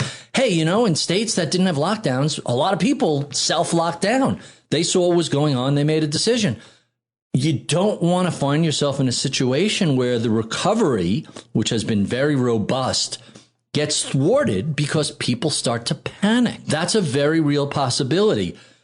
Already, a ton of offices that were reopening in September 15th are now October 15th or November 1st. I even heard one that's 2022. So think about all the small businesses around all these offices that are just hanging on by their fingernails till these office towers reopen and they could start doing, their normal business. That you're putting that on hold because these people refuse to get vaccinated. The entire infrastructure that really seems to be constrained. We saw it happen in lumber prices. We've seen it with some food prices. Certainly have seen it with cars and semiconductors. You continue to put that recovery, push it back a couple of months, maybe even a quarter or two, because of the risk of Delta and because of the risk of reopening. To say nothing of hospitals turning people away who show up with heart attacks or having women in labor. We can't take you because we're overrun with COVID patients. Yeah. So my job is to look at the state of the world and figure out what are the risks that are out there and how to try and avoid the most obvious ones of these. I don't know what else you can do to avoid this other than just exhort people to get vaccinated. Well, exhorting them includes some of what you just said about some of these companies that you're following. Yeah. And I mean, is it working? Are those tactics working? And are mandates, these types of mandates for businesses and schools and places that you have to go to live to be a part of society, are they working? How do we know? So it's inconsistent. We're certainly, there was an article in the New York Post yesterday that I tweeted, and I am not a big New York Post reader, talked about how on Wall Street in finance, if you're unvaccinated, you're a pariah, you're laughed at, people mock you, because my field requires you to be rational and evidence-based and logical. And if you can't figure out that you should get a vaccine, you're too fucking stupid to work here. So our firm passed a policy. We said, if you are not vaccinated, you cannot come into the office. And the same is true for vendors. The same is true for clients. We are only allowing, for the protection of our employees and everybody else, you must be vaccinated to come into our office. And P.S., if you're not vaccinated and you're not coming into the office, I mean, do the math on that. I can't imagine in any firm, in any field, that that's good for your career. No FaceTime, no interacting with your colleagues, and indicia of lack of judgment. That's really the key takeaway. When firms look at people and they say, why are you engaging in such a reckless behavior? You know, my entire business is all about saying, what is the potential reward relative to the risk I have to assume? When you go out and buy stocks, there's a chance the market can crash sometime in the next week, month, year. In fact, statistically, the market will crash sometime over the next couple of years, right? Maybe it's 2 years, maybe it's 10 years. Nobody really knows. So what do you get as compensation for taking that risk? Well, over the long haul, stocks give you a better return on your money than just about anything else relative to that risk. So you're always making that risk-reward assessment. What's the upside of not getting vaccinated? Well, you know, the downside of not getting vaccinated is potential death or hospitalization or affecting a loved one or getting some stranger sick. That's the downside. And the upside is a little bit of tribalism, and I don't want to take it because it's not FDA. Oh, well, now it is FDA approved. And, you know, it's so when you look at it, it's like, you have bad judgment. I only want to hire people with good judgment. Right. Oh, that's a good point. That's a good point. Yeah. So your reputation and your decision I'm making. preaching to the choir here, though, and I bet your audience is nodding their head, and I'm not convincing anybody. So Blair in my office, I don't know if you met her. I'm trying to remember if you met her. She's a CFA, CFP. She has a blog called The Bell Curve, and she explains that when you're dealing with a 3-year-old, you have to have both a carrot and a stick. It can't all be rewards, otherwise they'll just learn how to manipulate you. And it can't all be punishment, because otherwise you'll just, damage their self-confidence. So it's got to be a balance. And I think that's kind of what we're seeing in society now. We've done lotteries and we've paid people. Yeah. We've done everything we could. We've put it in every local drugstore, so we've made it as easy as possible to get. That's the carrot. Now the stick is society needs you to be vaccinated. And if you're not going to be vaccinated, if you're going to make it more expensive for everybody else, and if you're going to put other people at risk, here's the stick and here's what it's going to cost. And I just think that stick is going to progressively get bigger and bigger until you essentially have no choice but to get vaccinated. Until it becomes an actual stick that you hit your employees with if they come in. Let me ask you, if you can, I always love talking with you about two issues that I don't really like to talk about with other people as much, but housing and the automobile industry. And there's a lot of different ways to take both those issues, but let's just, if we can do both, start with housing. Sure. Tell me, you wrote a recent, I think you have a recent I've written article. a bunch of stuff on housing. Yeah, recently. so what would be most interesting right now for... Well, a couple of things. Back in the spring, which, you know, my sense of time has just been utterly destroyed by... You're not alone? You know, the past year just demolished my sense You're of... not alone, yeah. So first I said, look, this isn't people are calling this a housing bubble. It's not a housing bubble. There's just no supply out there. So first, people who want to sell their house can't go out and look for a new house because of COVID. Second, there's a ton of people who are stuck in a rental property and not paying rent, and now they're frozen. And then third, there was a structural insufficient number of homes built over the past decade, which was a manifestation of the boom and bust in mortgages and, you know, the massive overbuilding that went on in 05, 06, 04, that whole era right up until the financial crisis was followed by massive underbuilding. And over the ensuing decade, the population has gone up a whole lot. All those students that graduated in 8, 9, 10, 11 that normally would have been, it's called household formation. College students. But yeah, they would have been getting married and buying houses. That all kind of froze. They're like a couple of years behind where they should be, which is the natural result of graduating into a recession economy. That seems to happen. They tend to earn less money for a couple of years. A lot of them were living at home as opposed to being out in apartments. So anyway, the pandemic revealed what was a structural shortfall in the number of houses. So that's number one. It's not a bubble. It's a shortfall. Number two, you know, there's an old commodities trader expression, which is the cure for high prices is high prices. And what that means is, I don't know if you've noticed in your neighborhood, but I've been seeing all those for sale signs pop up everywhere, like mushrooms after rain. And a number of people who are like, hey, maybe we weren't planning on retiring and moving to, you know, wherever we're going to move, Arizona, Florida, wherever, or the Carolinas for a couple of years, but damn, our homes in our area are up so much. I was hoping that it would be 50,000 less than that 3 years from now. Let's hit the bid here. And so suddenly there's a ton of supply for sale, and that kind of puts a cap on it. But lastly, when you have rates as low as they are, you know, nobody really cares about what the home costs as much as they do the carrying costs, meaning how much is your mortgage, what are your taxes, and what are all your utilities and other expenses. And, you know, the house I'm in right now, next month we will have been here 7 years. It was double the price of the house we moved out of, but my mortgage payments went up like 18%.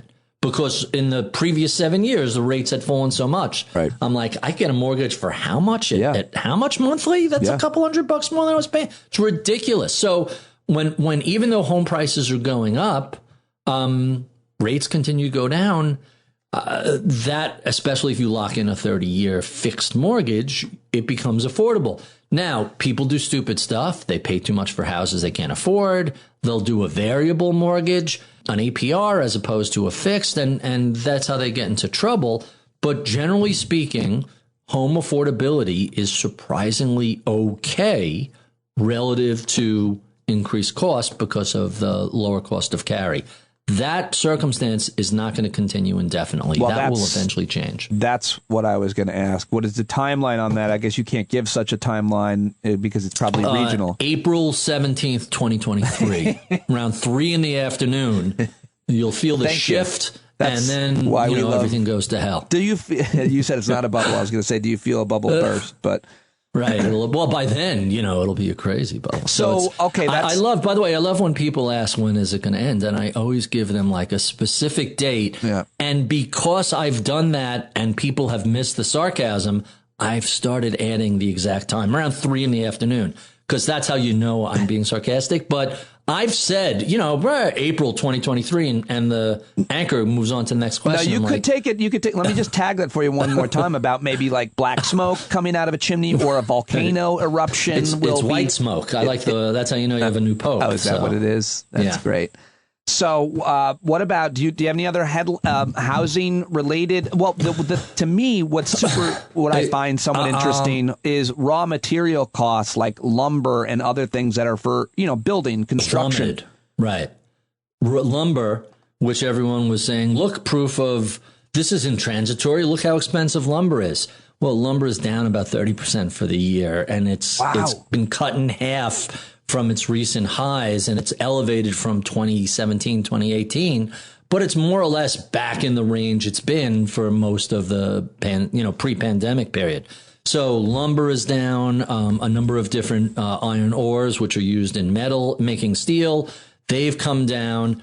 The issue with cars is semiconductors, and when you restart a semiconductor fab, and I tweeted something about this time ago, there's like 700 steps that go into making a semiconductor. Read about the history of ASM lithography and how they learned to make all these layers. A chip is just layer upon layer upon layer. And even if they had everything they needed and were ready to just say, okay, let's go, you're still not going to see chips for 3 or 4 months. And they're missing parts, they're missing components, they're missing machinery, they're missing people. It's going to take a good year before we're back to normal with chips, with semiconductors. Wow, year. Okay. At the very least. I mean, that's just me spitballing a date. It could be longer. And if we're lucky, it's shorter, but I'm pretty confident that this isn't going to end by Christmas. This is going to keep going. I realized today before I talked to you on the record, I was like, I'm just going to ask him more general questions because he takes in so much media. It's like, I want to give you the opportunity to kind of answer the question about this final issue of cars. And I want to add one, but like, sustainable, renewable energy stuff. But we could maybe tie them all in. I see you're tweeting a lot about that. Electric Ford F-150, which apparently there's a tremendous amount of demand for. I want that. God, there's like 100,000 person waiting list for it already. It's insane. If not for that's the car that's going to. People give Tesla a lot of credit, but I think the Ford 150 is going to be the car that makes America go electric. Like that's going to be the one that you'll see a volume of. A sizable. Now it's a single digit rounding error. Although it's better than nothing, I think that's going to move it into, low double digits, 20, 25% pretty quickly. Well, I think you're probably right about that. Pickup trucks are the most American. What are the statistics in terms of didn't Ford? The Ford 150, F-150 has been the best selling vehicle in America for the past 40 years. And it's just not the most practical. A lot of people that buy them don't need them. They just like them. They're like Jeeps. So Jeeps are great. I mean, you've been to my house. I have a steep driveway. Any rain or snow, even all-wheel drive cars have a tendency to slip. The Jeep goes anywhere. So that's the beauty of the Jeep. Although, truth be told, I really like the 70s era Ford Toyota FJ40s. I would replace my Jeep with one of those. If you're a contractor, if you work in any sort of... I know all of the reasons why, but I know all the reasons why. I want one for those reasons because I like to fiddle around and make things and do stuff, and I want to move and have a bigger house where I have a bigger garden that I can, put. Anyway, do you really need? So I will tell you, we have a lot of land and we do a lot of landscaping. We pick up plants and stuff. If I need anything that doesn't fit in the back of the Jeep, right? Because the ceiling isn't high enough, it's only like 3.5 feet high. They'll deliver it. And that's cheaper than going out and buying a $40,000 truck. Hey, these 10 plants, can you deliver it to my house? Good point. Yes, it'll be $50. 50 versus 40,000. All right, deliver it. I could do that every month for the next 30 years and it's so still you're cheaper. saying I should get a Chevy Bolt instead of a pickup and just order my stuff to be delivered? The Bolt isn't the first car Not on a Bolt. my I list want of electrics. I still want the Tesla. I still want it. Val won't let me buy it yet. But So the Tesla, the updated version of the Model S, the Plaid, just came out. Yeah. And it is literally the fastest production car in the world. 0 to 60 in 2 seconds. You can spend 20 times as much, 30 times as much. You could spend $5 million and the car isn't faster than $135,000. But I just want Tesla. to, I don't care nearly as much about that. I don't know how much the Model S Plaid is. I'm talking about the lowest. $130,000. Well, I'm still talking about the most affordable Tesla for me. I have a buddy who just got the Model 3 for a year ago. He loved it. It's like $38,000. Couldn't be happier. I'm sure I'll feel the same way, but it's a big chunk. You're still putting down $500-600 a month. That's a high car payment. $38,000? And what's a lease? They don't even want to sell it to you. They want the car back and after 3 years. I wonder how much a lease is. But the point is, to me, if you're gonna buy, I still feel like because I have a Chevy Volt with 170,000 miles on it now, the battery that's amazing. The battery conked out though. But that's like a $3,000 replacement. But that you don't have to do anything. Think about all the maintenance you didn't do. But I think that's not necessarily even the norm with other Volts. I think maybe mine, I just didn't take a good enough care of it or whatever. But more importantly, my thing is, if you buy a Tesla, you don't need. If you buy an all electric car, you don't need to buy another car for a very long time. Right. Period. The maintenance on it is far less. You're not feeding gas into it all the time. And what does it need? After 100,000 miles, it'll need a battery. They don't. My phone battery needs replaced after 18 months, so I like to replace. They the phone. don't have as many moving parts, and so it doesn't wear down as much. Period. Yeah. That's the way I don't know if I'm missing something. No, you got it. That's it. All right. It's the other problem that you run into with Tesla, at least, is they're great software and programmers. The manufacturing quality of their cars are meh. And if you look what does that mean? Manufacturing quality. What does that measure? The fit and finish, how well it's made, how the pieces come together, how, like I just saw somebody complaining the other day that, you unlock the Tesla and the door handles pop out. Yeah. And then but you can't open the car until the door handle. So after you open the car, you shut the door. Those door handles have to retract. If they don't retract, you can't open the door again. And so people are literally taking the window down, reaching out and pulling out like dumb little and they've had that for like 10 years. They should have had this fit. Look, when you look at VW, which also owns Porsche, Audi, and a bunch of other stuff, or General Motors, or any of the big manufacturers, Ford, they've been making cars for a century. They really know how to make a quality product. VW has this new, what is it, IQ4 or ID4? Yeah.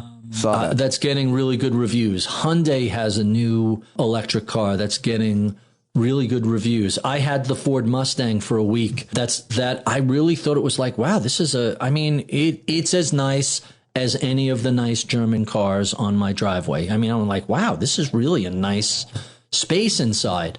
You don't get that same feel inside a Tesla. It's very minimalist.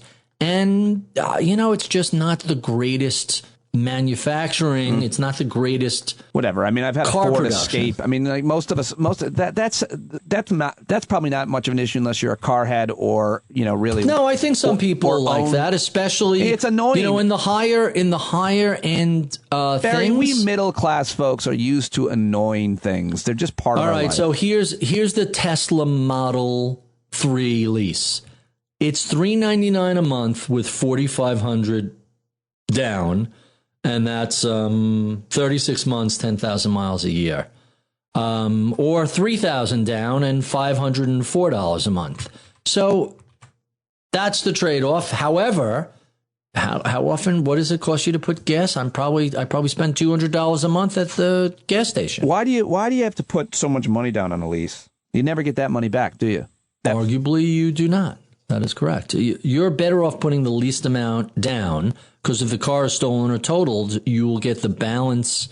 There's a refund coming to you. But if you put like $5,000 down, that money is gone. You're absolutely right. Yeah. So why do anybody lease cars? Why do people? What's the lease? So you can get a new why car? should they or why do they? You should lease a car if you can pay for it pre-tax through a business. You should not lease a car if you're doing it at home because you're paying for the most expensive 30,000 miles of the car. And for the most part, the math works out. You're better off owning a car than leasing it. But, that's if you're enthusiastic about being an owner. I'd love to know what listeners think of the pros and cons of leasing cars. What else? What is one more thing that's really got you fired up this week? Politics, science. I'm kind of sad about what's going on in Afghanistan. I'm disappointed, and I wish that we handled that better. Some people want to blame Biden. I think you can never forget the reason Afghanistan is the clusterfuck, to use a military term, that it is because, a few months into the Afghani campaign, the Bush-Cheney administration said, squirrel, and they went running into the next into the next country, and for reasons that have since been proven to be nonsense. Talk about accountability or lack of consequences, by the way. That's why we keep having these forever wars. Right. Well, 20 years later, instead of finishing the job that was started in Afghanistan by the people who attacked us in 9/11, Cheney, Bush chose to invade a country on false pretenses. It was a war of choice. It cost trillions of dollars. I'll tell you the other thing that really pisses me off. So I have the TV on all day, muted, and I occasionally am flicking through the various financial and other news channels. And I get really pissed off when we talk about infrastructure or we talk about childcare or we talk about vaccines and someone says, how are we going to pay for that? Yeah. I don't know. Why didn't you ask that question when we started a forever war? We always seem to pay for tax cuts. How come nobody says, a tax cut has to be funded? And the way you fund that is either offsetting spending or increase taxes somewhere else. It's not magic. You can't just cut taxes and think the budget's going to be balanced. So I want the thing that really is animating me and pissing me off. Yeah. How come people want to know how are we going to pay for paving these fucking roads that are an embarrassment? It's a national embarrassment. Commuter rails, bridges and tunnels, roads, go down the whole list of things that if you've traveled around the world, it's like, how come everybody else gets to have nice roads and highways and bridges and tunnels and trains and we don't? How come everybody wants to talk about how are we going to pay for that, but they never talk about how are we going to pay for this war? Yeah. That's not a matter of defending our shores, but an elected discretionary war of choice that cost us so much in blood and treasure. That's the craziest thing. You had to get me to rant, but defending our shores. I mean, the threat in America is Al-Qaeda. That's the threat. It's the white domestic terrorists. That's the national security threat that we should prioritize the most. But it's very complicated because it's domestic, and that's always complicated. What I'd like to see you do is you've asked your followers, which you have a massive following in the world of finance and media in general, about the 5 most important finance books, and you said, "Well, give me non-finance books. Tell me the 5 most important non-finance books for finance people." Well, that's the question. And so I would love to see, I'm not sure what this book is. I know it exists and I know there's people who touch on this, but I'd love to see finance people read about national security and its costs and who is getting rich, because that's all throughout investment. Period. And if you look at if you correlate the forever wars with how the DC and surrounding areas get richer and richer, I mean all those companies which employ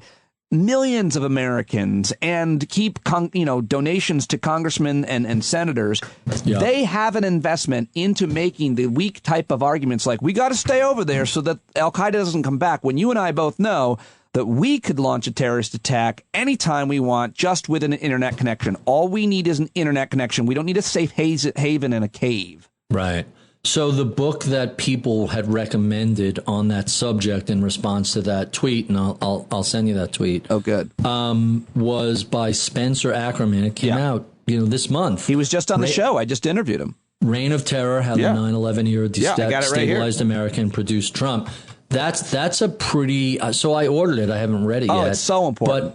But I was surprised about how many people that I don't think of as like ranting liberals, but like steady conservative, moderate people said this is the book on that topic. Because he goes wow. after liberals and the Obama administration and mass surveillance and drones. And I spent a lot of time in our interview talking about, what Democrats got wrong. And that's why everybody likes his book. Spencer Ackerman is zero fucks. He's not afraid to go after no national fucks security. to give. He's awesome. And this book is the most important. I'm so glad that's the one. And I want you to signal. It's funny that we both ended up in the same place on that. Well, when a book is that good, that's how it gets talked about. It's kind of unusual. Here, I'm going to send you this thread and take a look at it. There's some great book suggestions in there. Okay. I'll share it on today's show notes. I'm going to go. I got to go. By the way, I have 3 book recommendations, but out of the 5, and I'm looking to round out my list. Okay. Well, people should send them to Ritholtz, at Ritholtz on Twitter. Last question before I let you go. When are you going to get back out into the clubs and start doing some stand-up? I'm not super ambitious to do it, period. Yeah. I hadn't been because I love my work and I don't miss being on the road. But if I knew that the gig wasn't going to be canceled and that there's going to be a lot of, people that are going to want to come out, I feel like a lot of people don't want to come out and I don't want to ask them to come out if they don't feel comfortable. So I'm just not ready to get out there. I don't mind because I don't think I'm so much at risk. Right. I'm not that worried about myself, my own health. I'm vaccinated. I'm not, I'd be careful. Mm-hmm. But until the audience of people that like me and in general really feel comfortable going out, I feel weird about asking people to come out. Is that so? We have tickets to a show that's outdoors on Friday, and then I got tickets. So Nikki Glaser got rolled over to November from like 2020. Oh, really? Yeah. But I have Kevin James tickets on Sunday, and it's indoors, and my wife is like very reluctant to go somewhere indoors. Yeah, I don't mean, that's the difference too. It's like we're talking about comedy. We're talking about people laughing. It's like, right. It's, in a mask. Inside. Yeah, probably in a mask, right? So yeah, I think it's no fun. Listen, I think it's safe, Barry. I think that would be safe. But I don't get upset with people who are uneasy about it because everybody's different and this is not it's not your obligation to be out entertained in a live, it's not like, so I'm not passing judgment on someone not wanting to go to a live show somewhere. Well, thanks, Pete. I appreciate your time. I see it's after 1. We're out of time. We've been speaking with Pete Dominick of Stand Up with Pete. Be sure and check out all of his upcoming shows at the Chuckle Hut and Laughter. And Pete, thanks so much for coming by. Really appreciate it. Thanks, Barry. And there he goes, at Ritholtz, taking over the show there at the end. Always fun. Another great 2 guests joining me. 2 more great guests tomorrow. Christian Finnegan, Dave Rothkopf I've got on the schedule. Also still have the former commander of SEAL Team 2, Mike Hayes. A great conversation with him. Caught up with Anousheh Hussein and may have some other surprises in store as well. Those are coming up next week. Of course, Maura Quint as well. But right now, it's time to wrap it up. And thank you for supporting me. Unfortunately, I won't be able to do the hangout at 8. Maybe I can do it later tonight because I've got to go to this school board meeting tonight at 8. And hopefully we can schedule it for maybe over the weekend sometime. I really hate missing that with you guys. And I love seeing you. So we'll figure it out. Stay tuned for that. Check me out on the Twitter and the Facebook and all that for more information. Of course, you'll get the notification if you're a subscriber because you get an email about all that. All right, that's it. I love you. Check me out on the Discord platform. We'll also keep you up to date on the Hangout. And you're never alone if you're a stand-up member. I will talk to you tomorrow right here. Take us away, John Carroll. They had a keen imagination for a crystal ball, drawing all the plans of a stand-up. But all they had to go on was the time they were in, with other causes for loss, and since they weren't in sin, they knew that change was gonna come before the change could begin. They had to stand up. All right, they had to stand up. We got to stand up. We got to look the devil square in the eye. We gotta let him know it's his time to go and make it clear when all we hear is a lie. Why you lying awake wondering where the money all went? It and see them flee the scene of that experiment. If you stand up, all right, we got to speak up, we got to reach up and raise your voice in every way you know how. Don't be toes up, you got to show up. Ain't no better time to do it but now. No need to pledge allegiance to no wanton tribe. Rise up and show obedience to the voice inside. And listen well and it'll tell you not to run and hide. It says stand up,